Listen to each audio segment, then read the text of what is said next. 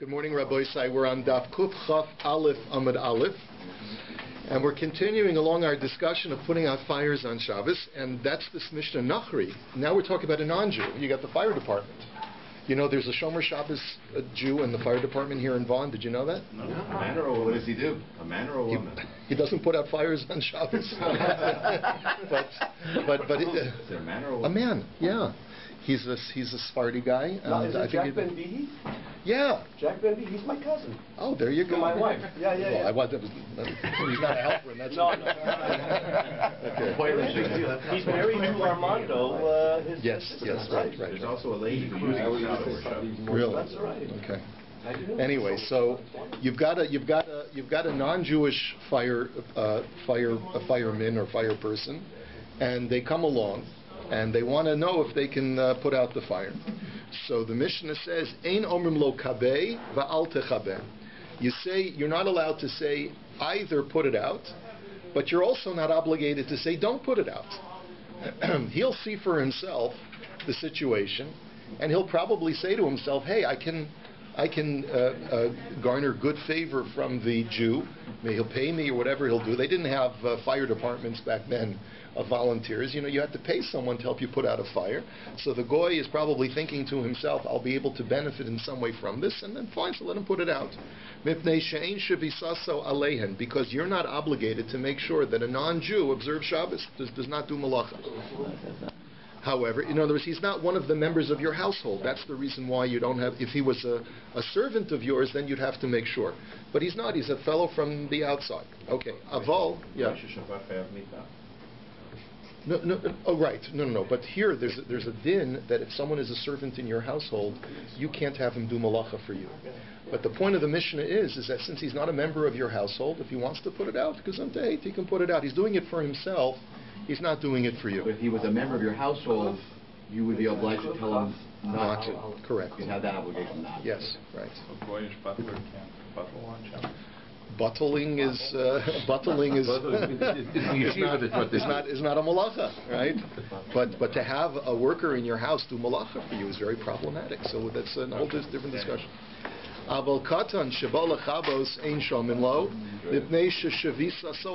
if a Jewish child offers to put out the fire, that you have to stop him because he's obligated. You're obligated to stop him from doing malacha on Shabbos. So let's take a look at the Gemara. Amar Rabbi Ami, b'deleika hitiru lomar kol hamechabe eino mafsik. So Rabbi Ami says an independent halacha. If you see your house burning down, and you see a bunch of non-Jews in the area, you can make a big announcement, say, whoever wants to put out the fire will not lose. Which means, in other words, it's a remez. You're alluding to the fact. You can't say directly, please put out the fire, but you can allude to the fact that if anyone wants to put out the fire, you won't be wasting your time. Meaning that you're implying that you'll take care of them financially afterwards for their service. So name a misayelei. Let us say that our Mishnah supports Rabbi Ami's psak, because it says Nachri sheba lechabos ein omrim lo kabei va'al techabei mipnei she'ein shevisaso aleihem. Our Mishnah had said that you don't tell him either to put it out or not put it out because you're not commanded to watch over their non-work. So the Gemara wants to make the following diuk: Kabehu delo arminan lei, hakol hemechabei eno mafsid arminan lei. So from the first statement is the only thing that the Mishnah says you're not allowed to say to him is that you're not allowed to say to him, put out the fire. But the implication is that if you say more generically, anyone who wants to put it out will not lose, that sounds like that's okay. But the Gemara says, wait a minute, but ema seifa. Look at the next phrase. Al techabelo amrinan lei.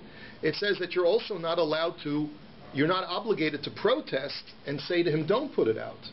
So the Gemara wants to make a diuk, v'chol hamechabe eno mafsid nami lo amrinan lei. That implies that since the Mishnah says that you're not obligated to protest, the implication is that anything less than protestation is forbidden. In other words, all the Mishnah is saying is that it's okay if you don't protest. But it's mashma that it's not okay if you do anything less than protestation. Which means that if you show in any way, verbally, that you would like this fire put out, even if it's al yedei remez, the implication is that that's problematic. The only thing that is okay for you to do is to not protest. You see, that's the diak the Gemara wants to make from the second part. So the Gemara therefore says, Ella what? Ella mehalek la mishma mina. So the reality is that the language of the Mishnah is not precise enough in this instance for us to make an inference one way or another, either in support or against Rabbi Ami's halacha. Tanu Rabbana. Ma'asev enafled leiko v'chatzer shel Yosef ben Simoi b'shichin. There was once a story that a fire broke out in the courtyard of a man named Yosef ben Simoi who lived in the town of Shichin.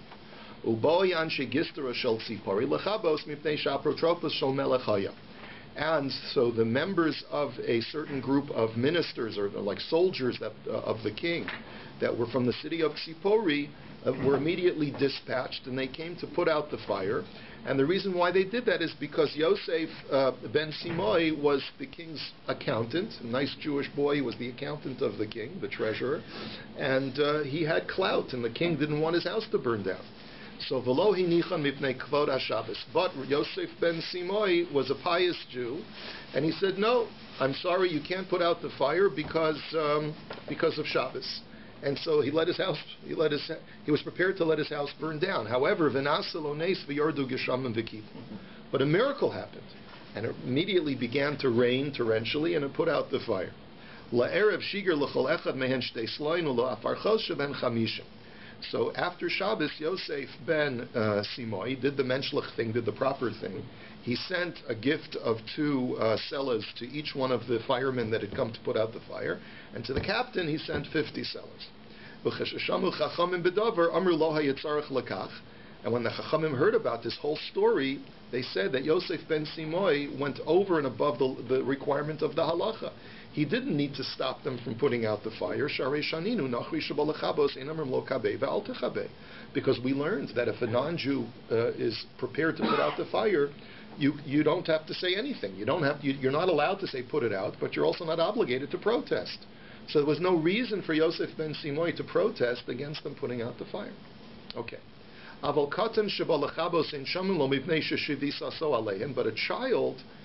a Jewish child who would like to put out the fire, that you're not allowed to permit him to do, because you're obligated to make sure that he's observant of Shabbos.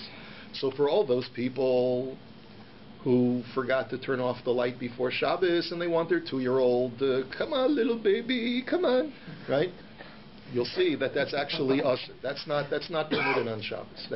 That's a fallacy that you're allowed to get a child to do malacha for you. That's a tremendous disservice you're doing to the child, and it's not permitted halachically either.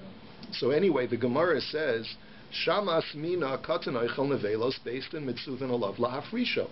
The Gemara says, there's a big machlokus in Yevamos whether or not, if a child is eating treif, do we as the Jewish community, the based in or the father, based in if the child doesn't have a father, are we obligated to tell the child stop eating?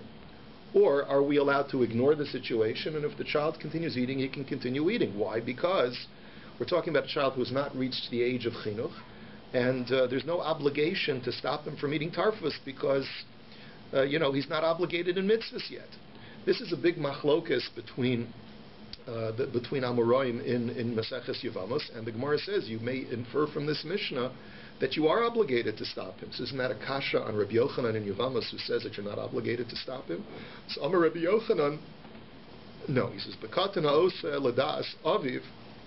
We're talking about in our Gemara, the reason why it's usher over here is because here the child is looking at his father's distraught face as he's watching his house burn down. And the child sees, as the kid is picking up a bucket of water, he sees that father is really happy with what I'm doing, and every child wants to please his father. So that's the reason why we don't permit it, because no matter, even a nonverbal communication is going to show your child that you're happy with him what he's doing, and that we don't want, that we can't allow. When the response of the parent is completely neutral, so then the child doesn't get any messaging that you approve of his eating of treif. But when the nonverbal messaging of the parent is that, hi, I'm so relieved that you're doing this Isser on Shabbos, then that we don't allow. So the Gemara says, but the Gemara says, well, if you're concerned about nonverbal endorsement, then why do we permit it? If the goy is going to be doing it in the same fashion, he's going to see the smile on the Jew's face, and he's going to be doing it for the sake of the Jew as well. So why do we permit it for a non-Jew, even though you're not saying anything to him, but it's almost as if you're communicating to him, please put it out. So the Gemara answers, the answer is, says the Gemara, that the non-Jewish adult isn't doing it to please the Jew. That's not why he's putting out the fire. He's doing it because he wants to make a buck. He wants to, in some way, endear himself to the Jew so that there'll be some financial profit in it for him. So he's not doing it for you. He's doing it ultimately, he's doing it for his own motives. And that's why it's permitted for you, as long as you don't say explicitly to him, put it out. It's an issur, at least to Rabbanan. Don't put it out. But as long as so through nonverbal communication, there's no prohibition. He's not doing it for you. He's doing it for himself. His kavana is correct. What if he really is a tzaddik, a goy tzaddik? You got a problem. Okay. But he's not prohibited as a goy. What's that? The goy is not prohibited from doing that. He's not prohibited, but the Gemara says, but if he's doing it specifically for you, like if he's doing it specifically for you, then it's also, you're not allowed to let him do it. You're not allowed to let him do it. Okay. Next, the Mishnah says, okay, Kofin ka'ara al gabe haner b'shvil shalatechos b'kora. We had seen this before, and we're sort of segueing into the laws of muktzah over here, but the segue, halacha, is having to do with fire. You have a candle that's burning in your house, and the flame is growing alarmingly larger, and you're worried that it's going to hit the ceiling beam and ignite the ceiling. So you're allowed to take a tray and suspend it over the candle to prevent the candle from hitting the ceiling. So that you're allowed to do. Now, we learned that the reason why this is potentially problematic is because you're not allowed to pick up a kli, according to one opinion that we saw in the Gemara previously. You're not allowed to pick up even a non-muktzah kli for the sake of attending to something which is muktzah. The flame is muktzah, so one could have argued that I'm not allowed to pick up the kli either, even though the kli is not muktzah. But if I'm picking it up for something that is muktzah, that would not be permitted.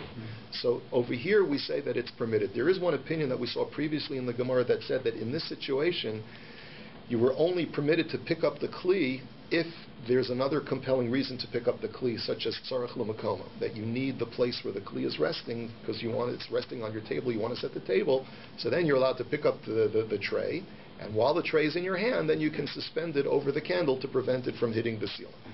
So, but again, we had seen two different opinions on that matter, but the simple understanding is that there's no problem with this at all. V'al tzoa shel katan, and you're allowed to take a kli to cover up the feces of a child, in order to cover it up, and the Gemara will clarify this further. V'al akrav shelo tishach, and you can place a container, a bowl, over a scorpion in order to prevent it from biting you. Amar Rav Yehuda Masa bo lifnei Rav Yochanan ben Zakkai ba'arav. Excuse me. There was once a story that a man put a bowl over a scorpion in front of Rav Yochanan ben Zakkai in a town called Arav. The Omar Choshesheni Lo Mechatas, and Rabbi Yochanan ben Zakkai said that this was an act of tzeda, this was an act of trapping, and I'm wondering if this fellow will have to bring a korban chatas to atone for his sin because he's done a malach. Now, you have to conclude that we're talking about a scorpion which was not posing an imminent danger. He was minding his own business in the corner of the house, and it made the guy nervous, so he put a bowl over it. And Rabbi Yochanan ben Zakkai said that that's a malacha. The problem, of course, with this is that and the Tosfos Yontif makes a point of saying this, we don't paskin this way because the Gemara had said that the only time you're liable for malacha of tzeda is if it's b'mino nitzon, is if it's an animal that you normally would trap for the sake of getting some benefit from the animal. But if you're trapping the animal only for the sake of avoiding injury from the animal, then that's not called a malacha. It may be an issur d'Rabbanan, but it's certainly not an issur d'Oraisa. Okay, let's take a look now. The Gemara will clarify this further.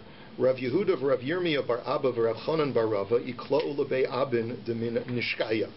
There were these three sages, Rav Yehuda, Rav Yirmiyah, and Rav Chanan. Okay, they all came to visit a man named Abin in the town of Nishikaya. LeRav Yehuda v'Rav Yirmiyah bar Abba aisu lehu puraisa, LeRav Chanan bar Rava lo aisilei. So the man brought out special couches for reclining for the first two rabbis, I guess they were the elder sages. They had a little gray hair. And for Rav Chanan, who I guess was a little bit younger, he was the junior sage, he didn't bring out a couch. He said, here, you can have a seat on the floor. So this, of course, was a little bit of an insult to the young rabbi, and we'll see how he reacts to it in a moment. So Ashkeche masni leilibrei ve'alsoa shel katan mipnei katan. And he found, so Rav Chanan, who again is feeling this insult, notices that this fellow Abin is teaching a Mishnah with his child, and he tells him that you're allowed to place a bowl over a child's feces to protect the child, because children, as we know, love to play with things on the floor. And if you want to prevent the child from getting himself dirty with his own feces, and therefore you could put a bowl over it. So Amar Lei, Abin Shatya Masni Shtusa Libnei. And he said to him, Abin the fool is teaching foolishness to his son. Because basically he was telling him, you don't know what you're talking about. You're learning the Mishnah all wrong. And of course, he was saying this sharply because he was insulted. So anyway, Vahalo, he atzma muchenes leklavim. So his challenge, he said, how can you tell me we're talking about human feces? A child's feces is something that dogs would eat. And if a dog would eat it, then you can go ahead and it's non-muksa. You can pick it up and feed it to your dogs. I've never tried this, but I don't know. They would save a lot of money on disposable diapers if we knew this. I don't know if this works. Dog food, right? Maybe you'll argue that the reason why this is still muktzah is because it's noilad. It wasn't here at the inception of Shabbos, and that's what makes it muktzah. The Gemara says, but wait a minute.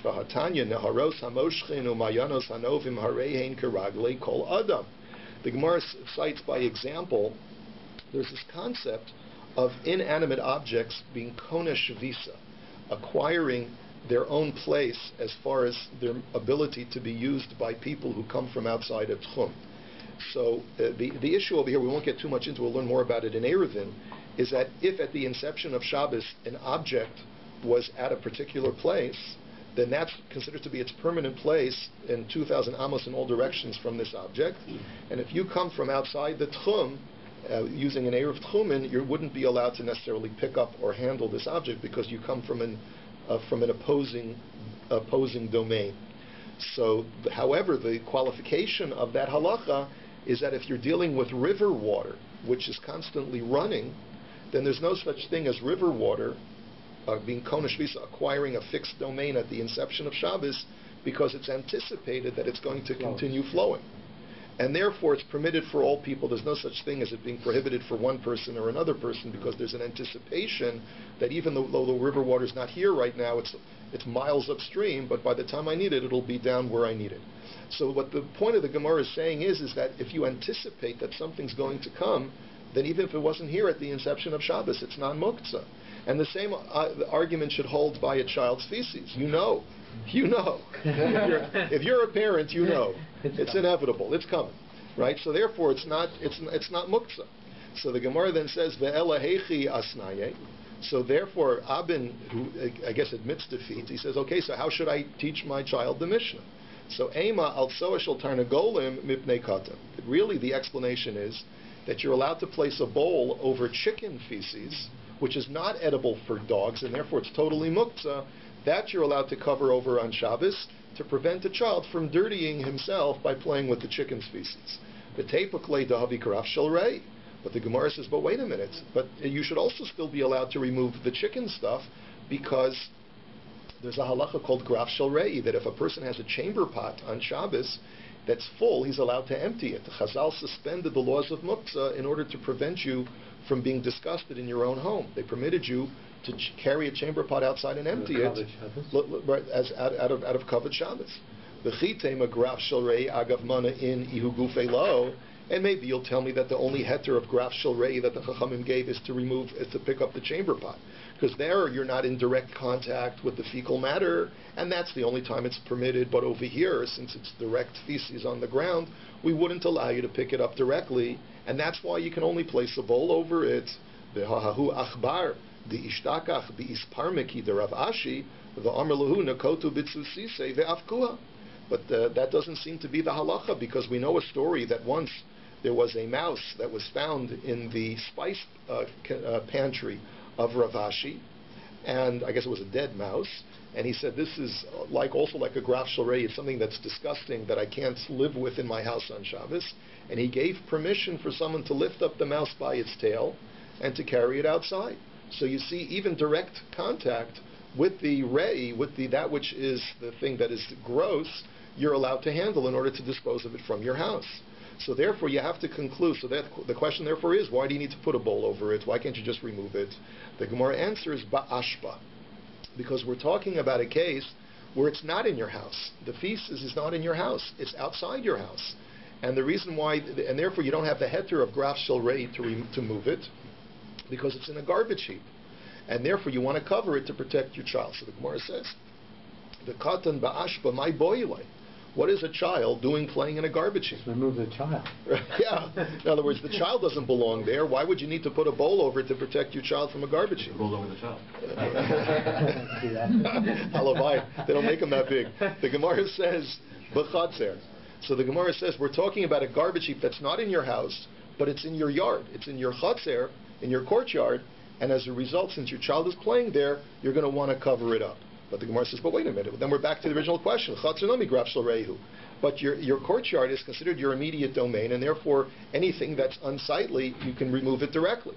The Gemara answers, we're talking about a designated place for garbage that's in your chatzir. That's not a graf shalrei anymore, because you've designated it as a garbage heap, you distance it sufficiently from your house, but it's still in an area where your child can play, and therefore you want to protect your child from getting dirty from the chicken poop. So you're allowed to put a bowl over it. That's what we're talking about, says Chanan bar Rav.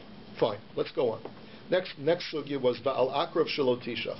You're allowed to place a bowl over a scorpion to prevent it from biting.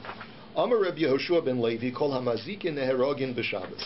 Rabbi Yehoshua ben Levi says that you're allowed to kill all kinds of animals that present a threat of death, of killing you. You're allowed to kill them on Shabbos, even if there is no imminent threat. Meaning, even if the animal is all the way over there and is not running after you, but if you see it, you're allowed to kill it on Shabbos. Because even though there's no imminent threat, you never know what will happen an hour from now. So comes along Masav Rav Yosef. Rav Yosef challenges him and he says, Chamisha neheragin b'Shabbos, that only 5 creatures are allowed to be killed on Shabbos, and they are Ve'eluhain, Zuvuv shebe'eretz Mitzrayim, West Nile, the West Nile fly, right? I guess is what you'd call it, right? There's a certain kind of fly that. Fly. What? Maybe like a black fly. What is a black fly? In northern Ontario, black flies. They bite people. Yeah, they won't kill you. They won't kill you. They can be pretty Okay. Painful. All right. They're like mosquitoes. All right, but we're not racist, okay? So no. Okay. Anyway, Vitzira shebeninve, the wasp in Ninveh, the akrov shebechadyav, and the scorpion in Chadyav, and nachash shebe'eretz Yisrael, the snake in Eretz Yisrael. In other words, these are animals that regionally are known to be extremely dangerous. The kelev shoyta b'chol makom, and a mad dog. I guess you see a dog frothing at the mouth. So then you know that anywhere that you know that this animal is dangerous, you can go ahead and kill it. Take a preemptive killing strike. So the Gemara says. The question therefore is on Rabbi Yehoshua ben Levi. How can you tell me that any animal that presents a threat can be killed? It seems that this brisa only limits it to these 5 species. So the Gemara now says money. So who does this brisa go according to? Ilema Reb Yehuda ha'amar malacha shenetzricha legufa chayiv aleha. Now, who does this Mishnah go like? When you tell me that you're allowed to kill these specific species, this can't be according to Rebbe Yehuda. Rebbe Yehuda says, now, the argument is like this. Malacha shenetzricha legufa means that even though killing on Shabbos is usher, but it's only usher when you want it for the purpose of getting something from the animal. But if you're just doing it to protect yourself, you're doing the malacha for the not for the objective that is the normative objective of that malacha. And therefore, there's a machlokas between Rabbi Yehuda and Rabbi Shimon whether that's considered to be a malacha or not. So, but if you tell me this is going like Rabbi Yehuda says that even if it's she'ein tzricha legufa, it's still a malacha. So it's still an isser. So elalav Rabbi Shimon. So you have to tell me that it goes like Rabbi Shimon, that who says malacha she'ein tzricha legufa is mutter, And they're v'hani hu deshari yachrini lo. And it's only these animals that are permitted, but not other species. So how can you, Rabbi Shua ben Levi, say all species that present a threat are permitted? So Amar Rabbi Yirmiyah, uman neimalon da hamatratztehi, dilma mishabeshtahi.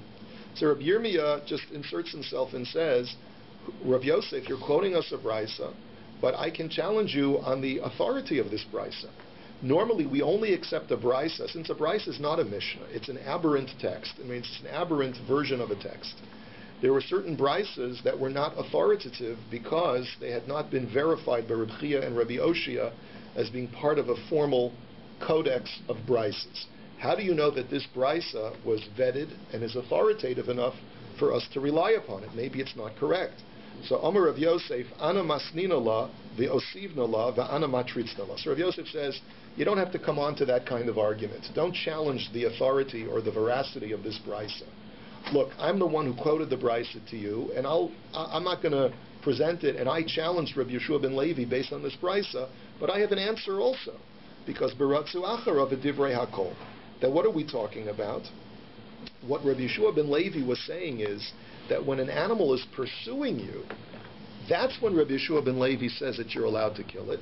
And it goes according to everybody. Even Rabbi Yehuda would agree that if there's an issue of pikuach nefesh, of course you can kill an animal that's running after you. Doesn't matter what species it is. Right. Yeah, it doesn't matter. It doesn't matter what species it is. And right, okay. Tani Tana Kamei de Rava Baravuna. Hahorig Nachashim Bakrabim B'Shabbos Ein Ruach Chasidim Nocha Heimen. It's a very strange language. I think it's unique. I've never seen this language, I don't remember seeing this language elsewhere.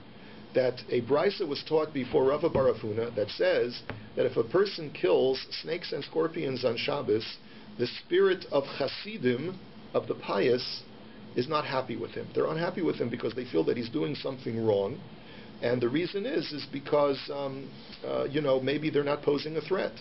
So Amar Lahu va'osim Chasidim ein ruach chachamim nochem mehem. Comes along Rava and he says, I'm sorry to say that the Chachamim, I know the Chasidim say one thing, but the Chachamim are not happy with those Chasidim, because a person has every right to kill a snake and a scorpion even when it's not posing an imminent threat, like we talked about. According to Reb Shimon, it would be okay. Now again, but we see there's different shades of opinions over here. So what's interesting is that. Of course, these Hasidim are not modern-day Hasidim with streimels. We're talking about Hasidim in the times of the Gemara, which is referring to pious Jews who try to go above and beyond the letter of the law. Upliga de Ravhuna. The Ravhuna chazi lahu gaver de kokotel zibur. So this disagrees. Rava disagrees with Ravhuna, who was more machmir than Rava on what kind of creatures you're allowed to kill when they don't pose an imminent threat. There was once a man who killed the bee in his vicinity on Shabbos, and Amar Lei Shlamtinu Lakulhu, and he said to him, did you kill all of them? Did you get all of them? Meaning his point was, so fine, you killed one bee, but there's tons of bees around here, so what are you accomplishing? Either the bees will bite you, they won't bite you, but killing one of them is not going to accomplish anything. So you see from here that he wants to put some kind of prevention on killing dangerous species on Shabbos. Tana Rabbanan, Izdamulo Nechashim V'Akrabim. That now this brisa is very odd to me, and I'm not sure that I understand it. So let me just present to you what the brisa says. That if a person is presented with snakes and scorpions and hargun, and he ends up killing them, then in retrospect, biyadua shenizdam lo hargun. Then you can rest assured that looking at it from a fatalistic, or in retrospect, looking at it from a deterministic point of view, I should say, it must be that HaKadosh Baruch Hu caused these animals to come within your purview so that you could kill them. Hashem wanted you to destroy these injurious creatures because Megalgalin Schus al Yedei Zakai, because it means that we cause meritorious acts to occur through meritorious people. And therefore what Hashem was basically telling you is that when you say, oh, I killed the snake, it's a sign that Hashem likes you, because He's giving you the schus to kill something that could cause injury to other people, and He dafka wanted you to do it. That's what you're allowed. That's your takeaway from that message, from that experience. Okay, and then lo hargun. But if you see snakes and scorpions and you don't kill them, and yet you're able to escape them and nothing bad happens to you, biyadua shenizdamnu lahargo v'nasa lo neis min hashamayim.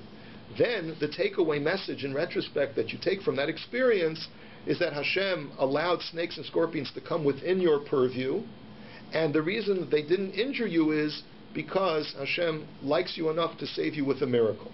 But the reason why He was presenting you with those snakes and scorpions is because you did something inappropriate. And Hashem was sending you a message. You deserve to be harmed, but I'm going to take care of you because I love you, but realize that you deserve a patch. You deserve to be punished for something. So that's the takeaway message from that. So there's nothing from that as the merit of not killing when you attempted to? Well, the problem that I have with this brisa is that you're allowed to take a deterministic message from a theological point of view based upon the decisions that you make whether to kill the snake or not.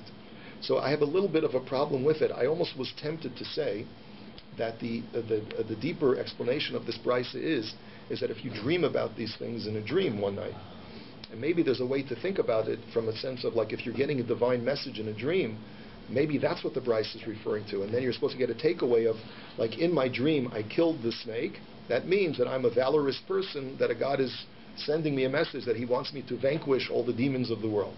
And if in my dream I get the message that a snake came by and I narrowly escaped, that's a sign that I deserve to be punished, but Hashem still loves me.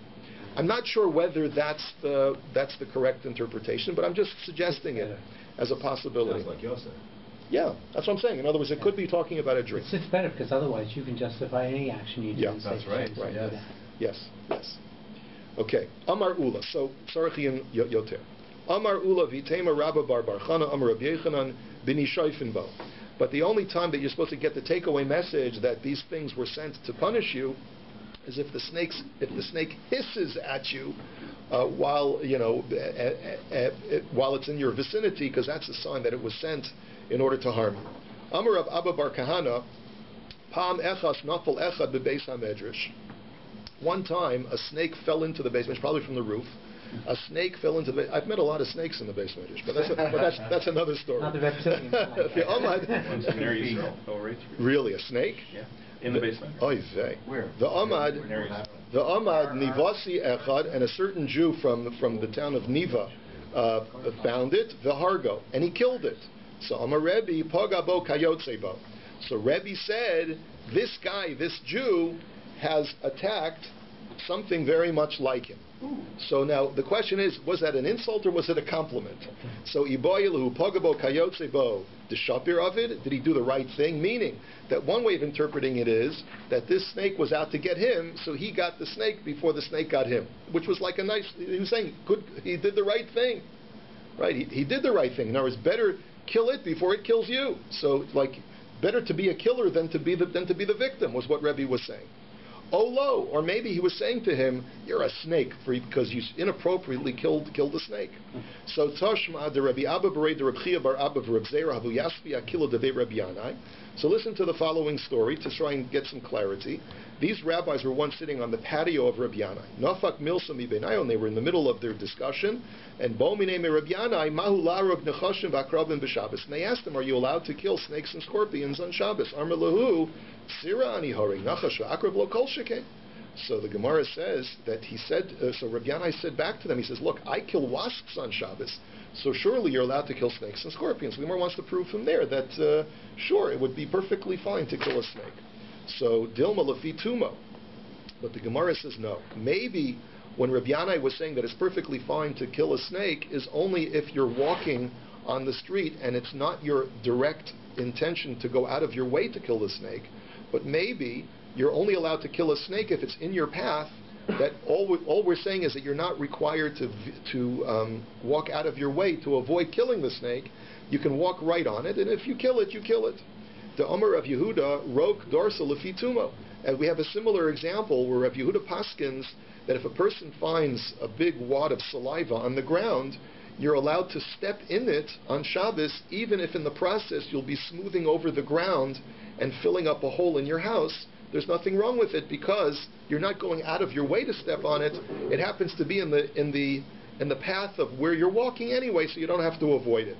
The Amar Rav Sheshes Nochos Darsel Lefitum. Rav Sheshes said the same thing applies to a snake. We're not telling you to go out of your way to kill a snake, but if he happens to be in your path and you step on it and it dies, there's nothing wrong with that. Like the earthworms when it's a rainy day. Yeah, exactly. The Amar Rav Katina Akrav Darsel Lefituma, and the same thing with this scorpion. Abba bar Marta duhu Abba bar Minyumi have a maski bay deveish reish galusa zuze.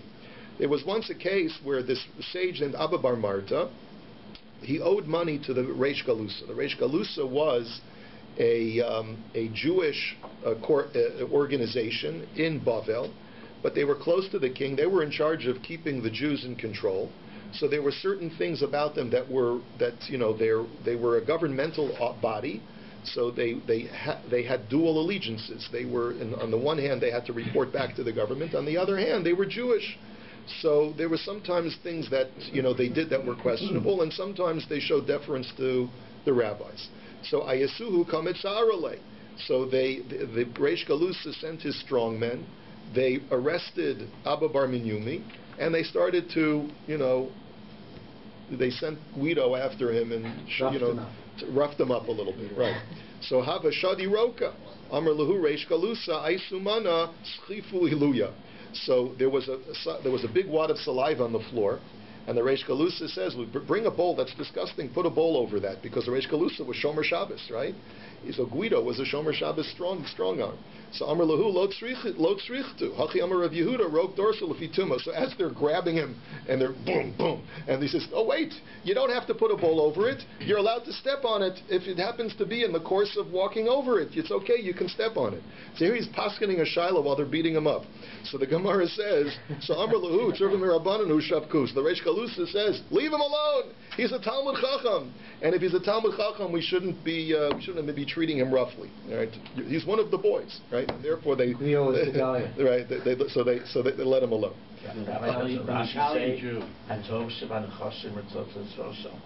Hatov Shabanachashim.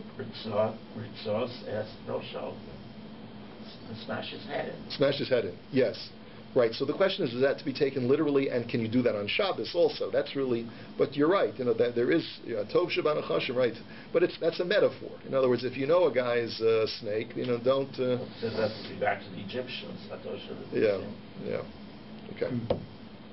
Amar Rabbi bar Kahana, Amar Rabbi Chanina, Pemutos shel Rabbi Mutter letaltel b'Shabbos. So the Gemara brings all of these different halachas in because they're all said by Rabbi Abba bar Kahana, who was talking about snakes as well. And he says that the lanterns that are in Rebbe's house, they're not muk, so you're allowed to move them on Shabbos because they're meant to be transportable from place to place. So Amalei Rebbe Zera, is that lanterns that are really big that you need to hold them with two hands, or are they the smaller lanterns that you can hold with one hand? The way Rashi learns is that it's the ones that are in your father's house, meaning the small ones that you find in your father's house, that you can pick them up with one hand, because the ones that you need to pick up with two hands, those are really meant not to be moved, and therefore they're muksa. Amar Rabbi Abba bar Kahana, Amar Rabbi Chanina, Kronos shel beis Rebbe mutal letaltalan b'Shabbos. Also, the wagons that are in Rebbe's house, you're allowed to move them on Shabbos. And Amalei Reb Zera b'nitalan ba'adam echad b'shnei b'nei adam. Are these wagons that you need two people to move, or only if they're movable with one person? So Amalei ka'osan shel beis avicha. The same way he answered it, he says the ones that are in your father's house, that they're small enough that only one person is needed to move them, because if you need two people to move them, then they're meant to be stationary for the whole Shabbos. But Amar Rabbi Abba bar Kahana, Hirtilhem Rabbi Chanina lebeis Rebbe lishtos yain b'krono shel nachri. Rabbi Abba further said that Rabbi Chanina permitted the members of the household of Rebbe to drink wine in a wagon that was being led by a non-Jew, that was being driven by a non-Jew, even though the wine that was, let's say, like in a limousine, you find a bottle of wine, even though the wine may have been completely unsupervised and that it was left under the care of the non-Jew, nevertheless, you don't have to worry about yayin nesech and things like that if there's bechosam echad, as long as there's one seal on the bottle. Normally, we say you need two seals, but in this situation, only one seal was sufficient. V'lo yadana, and I'm not sure what the reason why. It could be for one of two reasons. Either because he paskin like Rabbi Eliezer, who says you only ever need one seal on a bottle of wine, or it's because normally he holds you need two seals, but in this particular situation, because the non-Jew is going to be fearful of handling the wine because he may be caught by the house of the Nasi and may lose his job, that's the reason why one seal is sufficient. And this is where we'll hold it for today. Have a wonderful Shabbos.